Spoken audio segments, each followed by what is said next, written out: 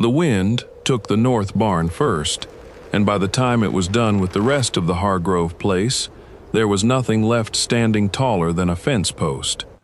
Delphine Hargrove stood in what had been her dooryard at first light, 39 years old, a shawl pulled tight against the chill, counting what the storm had cost her by what she could still see. The barn roof laid flat across the garden like a dropped hat, the windmill folded over at the knees, the corral fence scattered in kindling for a quarter mile, the chicken house gone entirely, not even splinters left to mark where it had stood.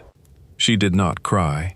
She had done her crying 2 winters back, when her husband, Reese Hargrove, 44, had gone to sleep by the stove one January night and not woken up, peaceful as a man laying down a heavy load he'd carried a long way.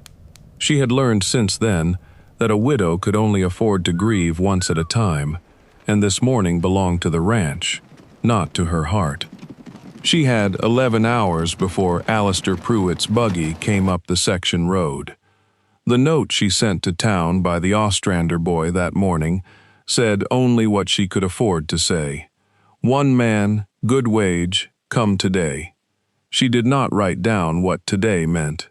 She did not write that the Missouri Southern Stock Company's district agent was due at sunset to walk her pens and her loading chute and decide, on the strength of what he saw with his own eyes, whether the Hargrove place would carry a 3-year shipping contract worth more than the ranch itself, or whether he would cross her name off his list the way he had crossed off 4 other outfits that spring, each one for a different kind of ruin. Sorghum Bend was a small enough town that word of a widow's trouble traveled faster than the storm that caused it, and by full daylight half the county knew that Alistair Pruitt was riding a circuit that spring like a man settling old debts nobody else remembered owing. The Tabor place struck off the list in April for a collapsed well house, the Renfrews' contract voided in May over a barn roof they hadn't finished patching, 2 more outfits gone the same way before the wildflowers had even come up along the section roads.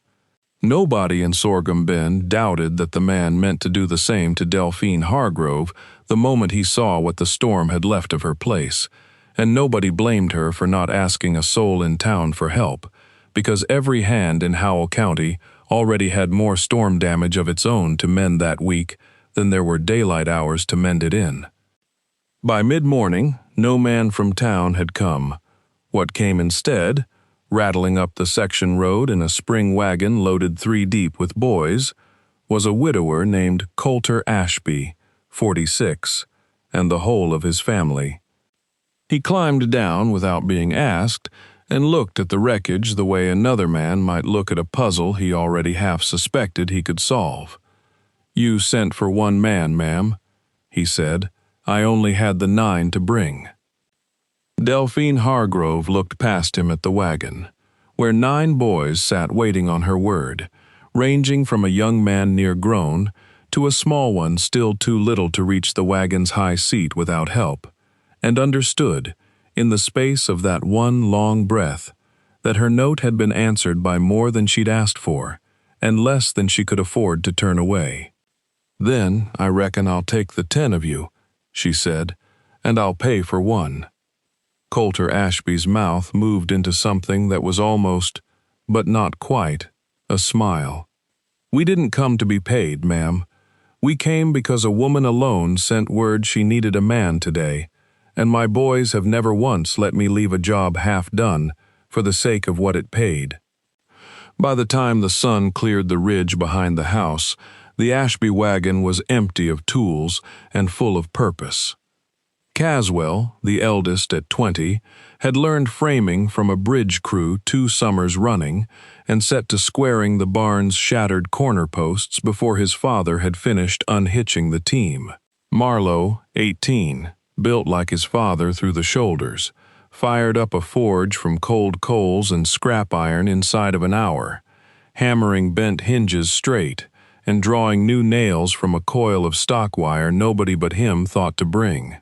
Enoch, 16, went up the broken windmill tower with a coil of rope over one shoulder like it was nothing at all, and had the fan reset and the sails mended with canvas patching before the noon sun stood overhead.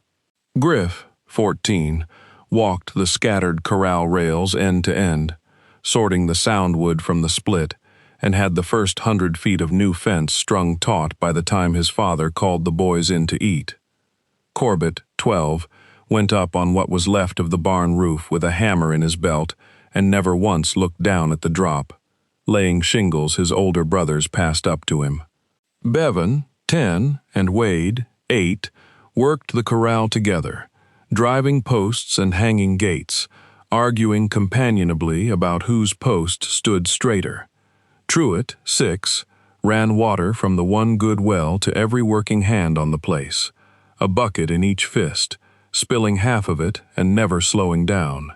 And Cato, 4, sat on an overturned nail keg by the porch steps, minding a basket of biscuits Delphine had pressed into his hands, offering one to every man who passed close enough to take it, which was, in its own small way, work too. Delphine Hargrove had run cattle and men both since Reese died, and she had never in 2 years seen a crew move the way that family moved, not like hired hands doing a job for wages, but like men mending something that belonged to all of them. She caught herself, more than once that morning, standing still in the middle of her own ruined dooryard just to watch it, the way a person might stand still to watch weather change. She had married Reese Hargrove at 19 and buried him at 37, and in the 2 years since she had learned to run the place alone, well enough that most days she did not miss having a man's hands to share the work with. What she had not learned, and had not expected to feel again so plainly, was what it was to watch a family move together toward one end, each one trusting the next to hold up his corner of it without being told twice. It put her in mind of things she had stopped letting herself want. She asked Colter Ashby once, over the noon meal, why 9 boys and no wife. He was quiet a moment before he answered. Their mother's name was Rosalie, he said. 9 years back, in Sedalia, a cholera summer took her inside of 4 days. I had 8 children then and 1 more coming, and a doctor told me plain I couldn't keep them all fed on a hired man's wage in one place, that I ought to let the county board them out proper among families who could. I told him no. I told him I'd rather work every daylight hour God gave me than split up what Rosalie left me. So we've been on the road ever since, taking work where a man needs more hands than he's got, and never once turning a job half-finished, because a half-finished job is the only thing in this world I've ever let myself be afraid of. Delphine understood then what she was looking at. Not a man doing a favor. A man keeping a promise 9 years old, 1 repair at a time. The afternoon did not go easy.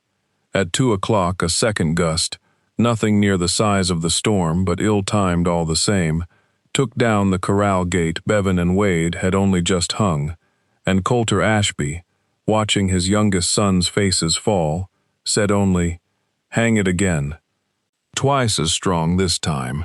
The wind doesn't get to decide what stands here. We do. By 3, the well rope frayed through and dropped the bucket to the bottom of the shaft, and it was Truitt, small enough to be lowered on a rope tied under his arms, who fished it back up while his brothers held the line. By 4, they were short of nails, and Marlowe's forge ran 2 hours straight, drawing new ones from scrap, while Griff strung the last of the fence with what wire remained, splicing short ends together rather than ask Delphine to spend money she plainly did not have. By 4:30, the barn stood roofed, the windmill turned, the corral held, and the loading chute, the one structure Delphine had feared most, the one Alistair Pruitt would judge hardest, was framed square and true, though not yet finished. It was Colter Ashby who saw the second trouble coming, half a mile down the section road, where a fallen cottonwood from the same storm had come down across a low culvert and taken the bridge planking with it. "That's the only crossing," Delphine said, watching a distant plume of dust that could only be a buggy, stopped dead on the wrong side of the wash. If he can't cross, he'll turn back to town and mark us down as unable to receive him. That'll be worse than if he'd seen the barn still down." Coulter Ashby did not ask permission. He sent Caswell and Marlowe at a dead run with axes and what planking could be spared from the unfinished loading chute, planking they needed for their own contract, planking that meant the difference between a finished chute and an unfinished one when Pruitt finally did arrive. "You're giving him the boards we need," Delphine said. "I'm giving a stranded man away across a wash before dark," Coulter Ashby said. "What he does with the rest of what he sees when he gets here is his business, not mine." Alistair Pruitt was 55 years old, and he had not expected, on a stalled buggy with a broken axle strap and a fallen tree between himself and the ranch he'd come to inspect, to be pulled out of his trouble by two boys he had never met, working with an urgency that owed him nothing. He had learned, 30 years before, exactly what it cost a man when nobody came.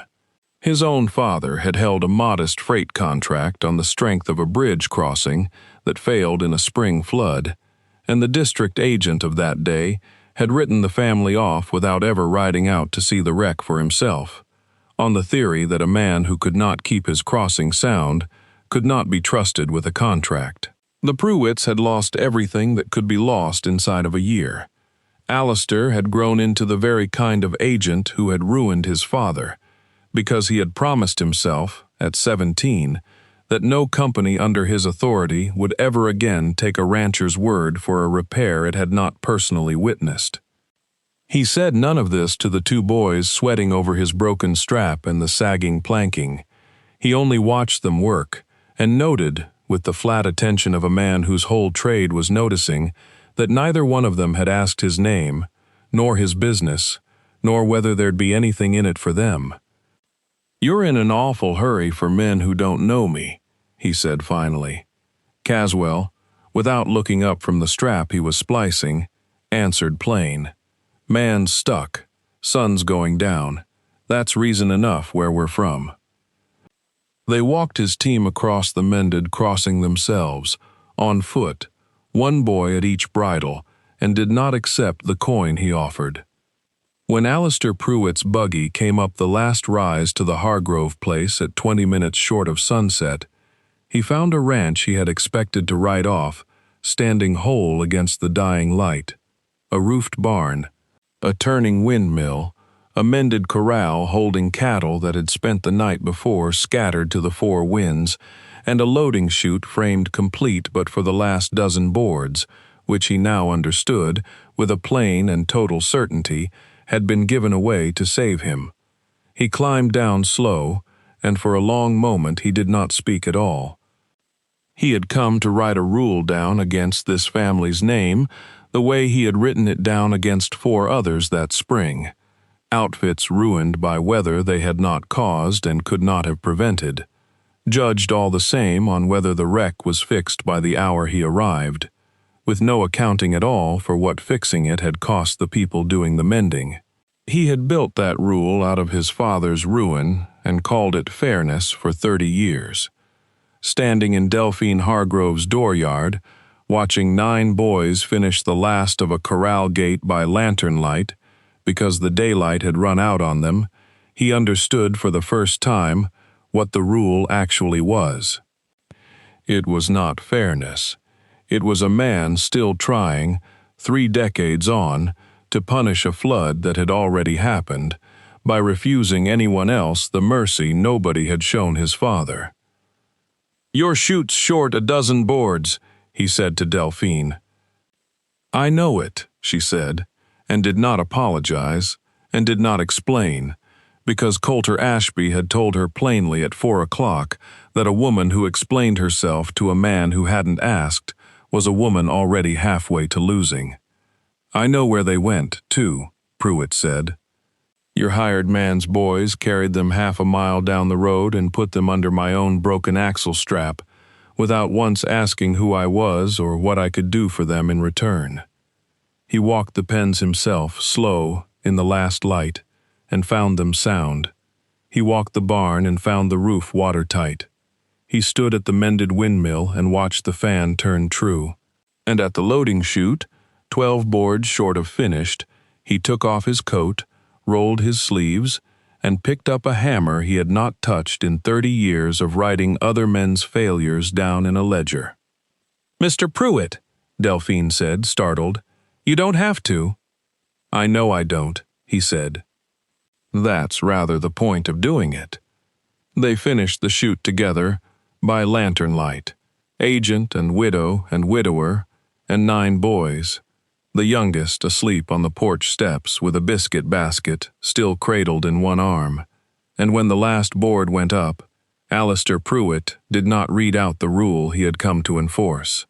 He tore the printed notice from his own ledger book in front of all of them and said only that the Hargrove place would carry its contract for 3 years, storm or no storm, on the strength of what he had seen a family do for a stranger who owed them nothing.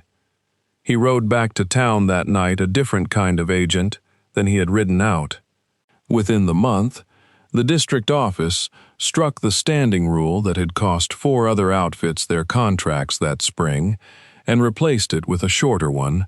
A place would be judged not by the hour a storm left it, but by the hour its people finished mending it. Delphine Hargrove kept her contract and kept the Ashby family on through that winter and the next, in the tenant house Reese had built and never finished. Finished now, at last, by 9 boys who knew better than most how a house ought to be built to last. She married Coulter Ashby the following spring, in a ceremony small enough that it hardly interrupted the day's chores, with Cato, 5 years old by then, carrying the ring in a biscuit tin because he refused to be parted from it. She never did stop calling it, in her own telling, the day she sent for one man and got a family instead. 60 years on, an old rancher named Truett Ashby, gray-headed and slow on his feet, would tell his grandchildren about the day the wind took his mother's barn, for by then he called Delphine nothing else, and a family of strangers put it back before the sun went down, not because anyone had promised to pay them enough to make it worth the trouble, but because a woman alone had asked, and asking had always, in his father's house, been reason enough. "She sent for one man," he would say, setting down his coffee cup the same way his father once set down a hammer. By sunset, she had all 10 of us, and by sunset the year after, she had every one of us for good.